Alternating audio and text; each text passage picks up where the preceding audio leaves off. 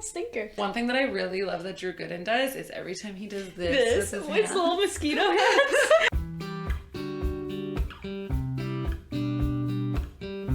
Hello! Welcome back. Yeah. It's been ages. It has been ages. Like ages since we filmed. Yeah. Almost 2 months. Honestly, it's been 1,000 years. 2 months now equals 1,000 years. We're Crows Before Bros. That's us. Welcome. Hello. I'm Randy. I'm Lauren. This is our YouTube channel. We talk about books, we scream. We do scream. Yeah, that's We mostly sometimes whisper. This is my whispering voice! Take Randy with you to libraries everywhere. We haven't filmed in a while because both of us have been ill. Physically and mentally. Broken. I feel like I'm coming out of my Bella Swan depression November. You're coming out of your cage and you're doing just I'm coming out. Oh, that's not what you're saying. You're killer. There's so many things going on. I'm crushing it and not suffering. Well, and we also chose a book that's really that was a lot. Yeah. For our broken brains. Yes. We decided to read a classic novel. For this video. So yeah. Buckle up.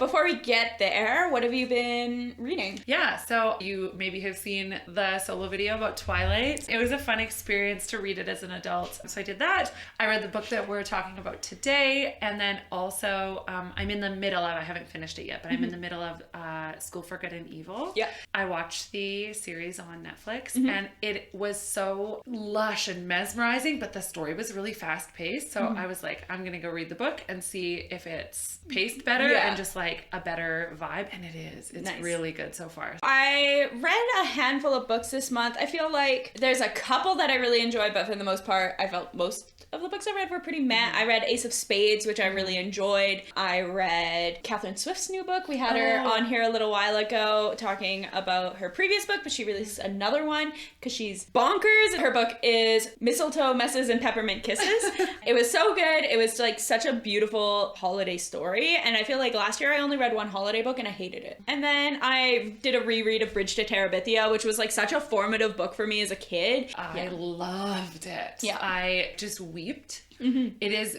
beautiful. It is gorgeous. If you haven't read Bridge to Terabithia, do not hesitate. It's so good. For me as a kid, I was like, this is so cool. Like they've created their whole universe, you know? And then as an adult, I'm like, oh. Go read Bridge to Terabithia. Yeah, honestly. That's the point of this video.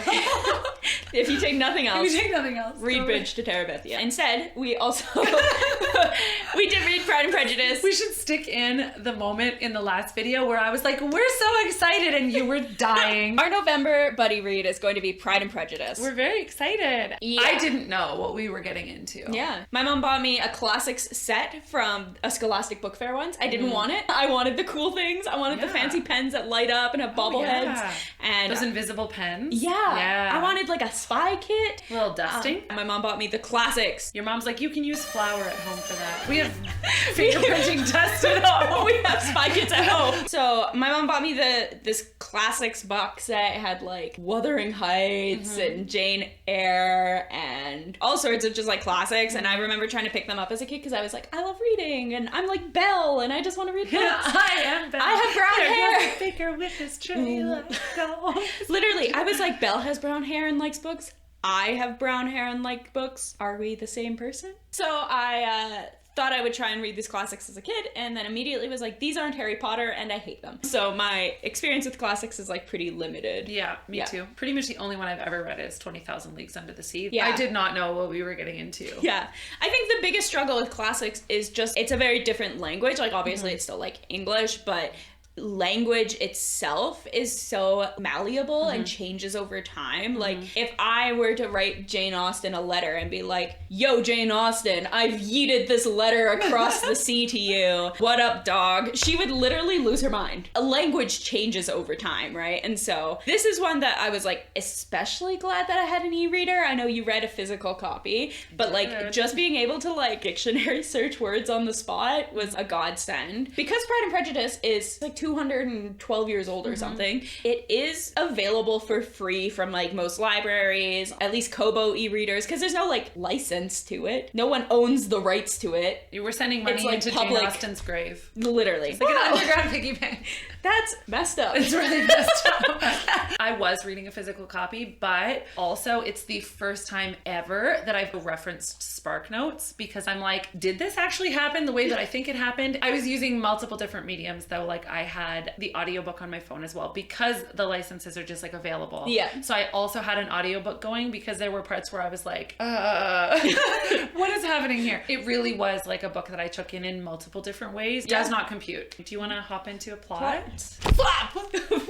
Okay, Pride and Prejudice. Oh, look at this. I have written in 1813. It's about 279 pages, but it fully depends. It's been printed in so many different editions. It feels like 1,000. It does. Goodreads says 279, but I want to write 500. I knew almost nothing going into Pride and Prejudice. I knew that it's about Elizabeth Bennet and Mr. Darcy. That's it. Same. That was my knowledge. So follows Elizabeth Bennet and her family. So she lives with like 4 sisters, her mom and her dad, and it kind of like looks at the social happenings of like their kind of village and all the nearby rich folk. The kind of idea of like the high society of people like courting each other, and there's such a different vibe of what marriage even like is 200 years ago. It was interesting. Yeah. So it starts with the arrival of like the very rich and very handsome Mr. Bingley. Everybody is like, oh, who's this man? He's got money. He's cute. What else can you ask for, really? A better last name, honestly. A dorky last name. With him, he brings his like bestie, Mr. Darcy, who's rude and pretentious, and everyone hates him. Darcy's like quite rude to Elizabeth on their first meeting, and Elizabeth is immediately like, you know what, man, screw you. Relatable. Yeah, like if someone wrongs me even once, I'm like, I'm gripping that till I die. He declines her to dance. Yeah, right? she's like, hey, dance with me, because that's like a nice thing to do and what you're really supposed to do. Like a polite. Yeah. And he's like, no, absolutely not. What doesn't he say to his other friend? She overhears him. Something about her not being like palatable or something. Yeah, something like that. Bingley and Jane kind of fall in love. Everybody just assumes that they're going to like get married. Elizabeth is kind of initially excited for Jane and Bingley. She also learns that Darcy wronged Mr. Wickham. Elizabeth and Wickham kind of have a thing going. He comes into town a little bit later, right? And when he shows up, initially she really connects with him and finds out kind of to further her hatred of Darcy. She finds out that he like wronged him out of his like inheritance of property or something. But then Elizabeth, a lot. Yeah, it's a lot. Elizabeth kind of decides like Wickham isn't like end game for me, right? And so turns him down. He's like super red flaggy about it. He's like, oh, women always just like refuse me on the first time. You'll say yes next time. Yeah, that was so creepy. I was like, bro. Yeah. Don't say no to me. And he was like, that's the fickleness of women. Bingley leaves town. He goes to London. Elizabeth kind of suspects that there's kind of a plot behind the scenes to set Bingley up with Darcy's sister, Georgiana? George? My name is Jeff. She kind of suspects that there's this plot, and while Bingley and Jane had genuine feelings for each other, that they're kind of being like pulled apart by Bingley's sister, right? Yeah, we kind of can assume that she's sort of feeding into that, like, oh, there's not as much as you think there with Jane, right? I mean, Elizabeth was right. Everyone's really catty. They are. That's my gosh, the pettiest time. Yeah, at points like I laughed out loud reading this book. Jane is like crushed about the whole situation. She's like real sad. Elizabeth like visits I don't understand everybody visiting everyone's property when they're not there. Constantly. They go over to each other's house. That's the whole book. That's the whole book is people like visiting each other. They're like, ding dong. Hello. And every visit, it's like chit-chat. For hanging weeks. out, talking. And then it's like, okay, let's go play something on the pianoforte. And every single time, they're like socializing, singing a song. Okay, goodbye. Yeah. Yeah. Every day for like 3 weeks. Yeah. Anyway, Elizabeth is staying in Darcy's manor for reasons Unknown. I don't remember, with kind of Darcy's aunt, Lady Catherine, who's kind of a huge bag. She's so funny. Any scene with Lady Catherine just cracks me up. It's so good. Fully. That's like top tier writing. But Elizabeth is there. She's like, Darcy's not going to be here, right? And they're like, no. And then Darcy shows up and they kind of end up hanging out. They're kind of forced into spending time together. It's like made pretty clear early on that like Darcy starts being like, Elizabeth's kind of a babe. He fell first for sure. Yeah, for sure. But Elizabeth is still like, no, She's like, I hate you. You're an absolute prick. Finally, Darcy, while she's staying at his place, is kind of like, I love you, marry me, you know, big moment. It was wild. It happened, I feel like, out of nowhere. Out of the blue. They're like on a walk, and then he's like, by the way, I am in love with you so much. Please also marry me. I remember tagging that part in my book and being like, what? It'd be like if you went on a walk with your best friend to go bird watching. And you're like looking at a magpie. Like, just so you know, I have never loved anyone the way that I love you. And you're like, what? And she's like, what the actual hell are you talking about? Leave me alone forever. You are the worst. Here's all the reasons I hate you and all the reasons I would like never ever accept your proposal. And then he's like, oh, well, that's a bummer. And then they kind of part for the night. She runs into him a few days later. He's like obviously waiting for her on her walking path. And he gives her a letter that kind of explains every single thing that he like wronged her and his perspective of it, and like proves that he didn't actually wrong Wickham. Elizabeth is kind of confronted with her own prejudice. Yes. Oh, he is pride, she's prejudice. I know when you told me that, I was like, oh, my dumb brain. So she's confronted with like her own prejudices against him, right? Yeah. And kind of starts being like, oh, well, maybe I do love him. Yeah. Like he seems pretty all right now. And then she's like in his manner, and she's kind of like daydreaming. She's like, what if I was his wife and all this? Like, this would all be mine. And then she suddenly gets called back home because her youngest sister, Lydia... I'm almost certain it's Lydia. Maybe Lydia. She's gone. She like fled to, I think, London with... She's living with her Wickham. like... With Wickham. Amsterdam party, college, gap year. Gap year phase. So she runs off with Wickham, who we've now like established is... Shady. Shady AF. This is a big friggin' deal. Nobody hoes around. Not in 1813. Yeah. You may not hoe. The concern is that they're like living in sin, essentially, that they are like eloped is the word that they use. And they're like, well, he better marry her. And the whole family is trying to hunt him down to like pretty much force him into marrying Lydia. Which is crazy because he's the worst. He is like, the worst. I would not, I'd be like, you know what, honestly, live in sin. Honestly. And then come back and marry someone respectable. Honestly. It's like different times, right? So it would have like impacted not only like Lydia, but the whole family. Their family like image. I think their uncle goes out and kind of finds them, and Wickham is like, oh, if you want me to marry her, you better pay off all my debts, which is like a lot of money. He's trash. He's trash. He's the worst. The worst character in the book. He's definitely the villain, hand in hand with Lady Catherine. Yeah. He's just not necessarily the villain plot-wise, but just rude as hell. She's the worst. The uncle goes, and the debts are paid, and it's never really made clear to the reader how. At this point, Elizabeth and Lady Catherine, who again is Darcy's aunt, there's a million characters in this book. Yeah. She is like, you can't marry Darcy, and Elizabeth goes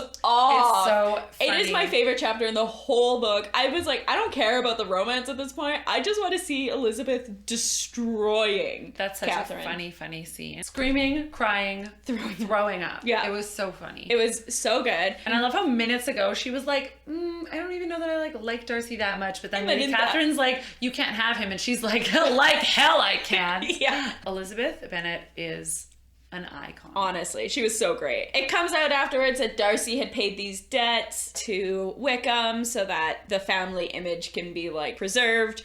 Jane and Bingley get engaged. Elizabeth and Darcy get engaged. Everyone's happy, including Wickham and Lydia, kind of. They're not unhappy yet. Yeah. It's just like everyone gets a happy ending. Yeah. I did really enjoy it when I could like get the single hamster that runs my brain to get on the stupid wheel and process any one thought. Truly. You know? Yeah. I felt the same way. I felt really like, wow, I don't feel like I can keep up with this. Yeah. Overall, especially because the story is 200 years old, it really is crazy how it still holds up. Yeah. Literally funny. It is. It is quite funny. Also, it's very like tongue-in-cheek, like sarcastic. Yeah. Jane Austen like literally invented all my favorite tropes, it seems. We got enemies to lovers. We've got the banter that just like hits so good. We've got he falls first. Oh. It's so good. And there were lots of like threads of the story that you could follow. Did I like care about all of it? Not really, like there's kind of a B plot here that I haven't like mentioned about like Charlotte and some other guy. Like there's other people who get married that are just like not actually very central to the plot. Yeah. Something I very specifically wanted to talk about because I just think it's hilarious. How many names would you say there are in the world if you had to guess? Like many. Like many. Like at least 10. At least 10. Yes. There are thousands. Thousands and thousands of names. Millions of names. Yes. Yeah. But Jane Austen chose to name one of her characters Jane. Yeah. And then spends the first half of the book being like, everyone loves Jane. Jane is perfect. Jane is funny. Jane is beautiful.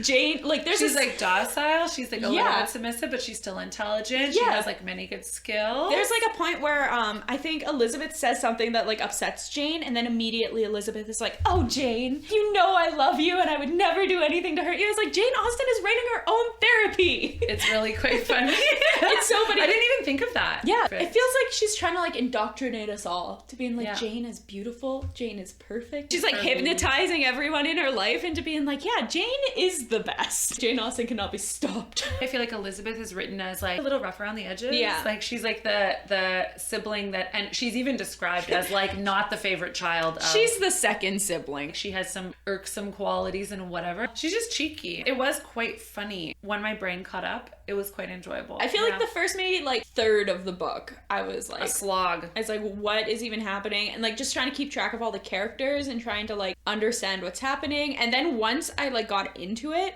I was like, no, I'm like super enjoying this. It's like really, really fun. I would say the only qualm that I had, the only thing that I wish had a little bit better of a payoff, and maybe it's because, okay, classics are written in like a dry kind of way. And so we're used to reading fiction now. Yeah. That is like the payoff when you have a slow burn for a relationship is usually like real good. It's like right? fireworks and Right. yeah. And I feel like at the end of the book, They're engaged now. we're engaged now. Yeah. We're getting married, right? Yeah. It doesn't have, there isn't this big like, you know, I always think of The Notebook. Yeah. Is one of my favorite scenes is when they see each other after that time of being apart for a long time, and then they're in the boat and it starts to rain. Oh, yes. And they get out of the boat. She was like, why didn't you come for me? And he was like, I would come for you. And then he says, it wasn't over for me. It still isn't over. And then he like kisses her in the And rain. then it's the and poster. it is literally, oh my gosh, I love that scene so much. It's very good. I could die. I am always looking for that kind of payoff in a book, especially a romance novel. Classics aren't like that. Yeah. I don't think. I don't know. I haven't read very many. That's true. But they're very dry, right? We are going to watch a movie here, so I wonder if it's going to play out differently in the movie because it's more visual, there's like music, there's other stuff. Well, and it's more, it is still set in that time period, but it's made For modern. in the context of modern times. Yeah. We'll see. We'll Yeah. see. We'll see if it's good. We're going to watch it today. Yeah. I'm so excited. Yeah. That look. The look.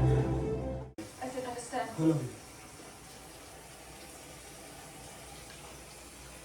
Where's the They're like And 1 those are the words inch of a away. gentleman. From the first moment I met you, your arrogance and conceit, your selfish disdain for the feelings of others made me realize that you were the last man in the world I could ever be steps prevailed upon to closer. marry. Just they're so close, just a little. Just a little pecky. We're done the movie. We're done the movie. It was so good. I feel like the movie cleared up some stuff for us. There's definitely some stuff it's missing from the book, but I don't think it's necessarily to the movie's detriment most of the time. I loved It was good. I thought it was really good. Yeah.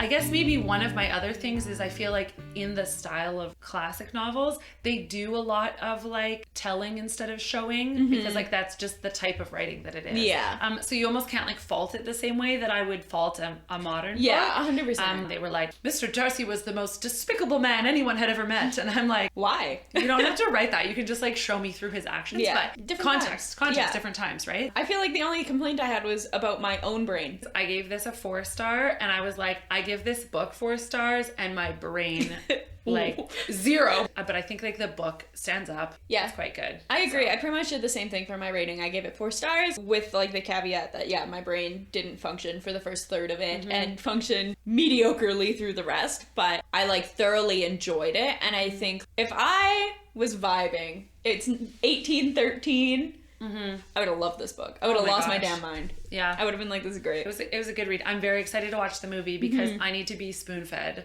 this content for sure. Yeah. I found some new words that I like. Yeah? Like I really like felicity. Oh, yes. That's a good one. I'm like, anytime I'm happy now, I'm like brimming with felicity. What song did you pick? I went with You're So Vain by Carly Simon because of just kind of her perception of Darcy. Like, Yeah. he is very, like, proud and He is pride. she is prejudice. Beauty and the Beast. Put the beast over me right now. I'll be Belle. Full circle Full moment. circle moment. I'm not gonna smooch you. Yeah, okay. Okay. Like, one of these. What are you planning to read next? I didn't tell you my song. Oh, shoot. What's your song? I'm going with the Bridgerton version of Thank You Next by Ariana Grande. One, the Bridgerton soundtrack, Slaps. banger.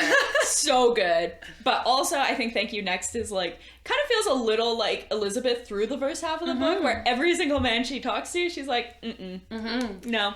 Yeah, Next. she's like, And then she like, gotta have Mr. Darcy. Literally. thought I'd end up with Wickham. So that's my choice. I think it'd be very Elizabeth fun. Bennet is Ariana Grande. Yeah. I can't. I cannot. I'm just thinking about Pete Davidson in like Regency era attire. What are you reading next? Right now, I started Akamath. I have Legendborn out from the library right now. I have Renegades that I started. I would really like to get to Love on the Brain. I just picked up Legends and Lattes as well by Travis Baldree. And then I'm also going to read Mistletoe Messes and Peppermint Kisses right when it comes in because I love a Christmas read. Yeah. I am like such a sucker for Hallmark Christmas movies. We're gonna curl up and watch Pride and Prejudice in our comfy gym jams. Oh my gosh, I brought my pajamas, my Christmas jammies. We're gonna tuck in. Yeah, stay tuned for, don't stay tuned for this video. You're watching this video. Stay tuned for our next like solo videos too. Yeah. We've got some exciting things planned. Some recaps and some exciting things planned. We're very excited. So yeah, if you haven't already, please subscribe to our channel. We are stoked to see new subscribers. Truly, it just brings us a lot of joy. thanks for watching. Yeah. We appreciate you guys. We love you. And we'll see you next time. Bye.